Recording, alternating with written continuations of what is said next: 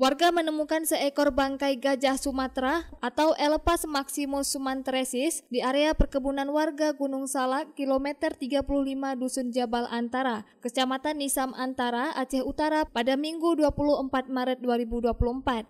Satwa dilindungi dan gajah Sumatera liar diperkirakan berusia 3-4 tahun tersebut diduga mati karena dibunuh, pasalnya gading gajah tersebut juga lenyap. Salah seorang warga Lok Sumawe Muklis yang sedang berada di Gunung Salak untuk berwisata mengharapkan pihak terkait agar segera menindaklanjuti penemuan bangkai gajah tersebut dan menemukan tersangka pembunuh binatang yang dilindungi oleh undang-undang yang di Aceh sering disebut warga sebagai pemerah.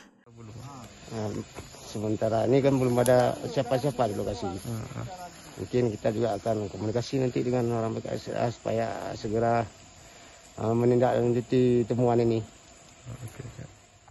Sementara itu Nurdin, Kepala Resort Konservasi Wilayah 12 Aceh Utara mengatakan bahwa dirinya mendapatkan informasi dari warga dan pagi ini Senin 25 Maret 2024 bersama dengan tim akan melakukan otopsi bangkai gajah untuk menemukan penyebab kematian satwa tersebut bersama dengan pihak dari Polres Lok Sumawe.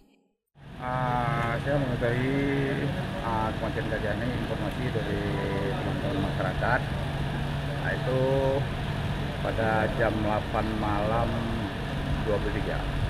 Semalam ada ya? Malam kemarin. Malam kemarin? Ya. Oke. Ini kegiatannya habis ini apa nih Mas?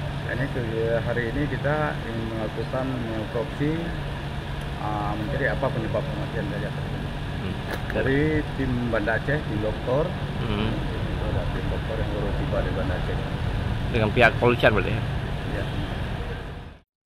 Dari Aceh Utara, Denny Muhtadi melaporkan untuk Puja TV Aceh.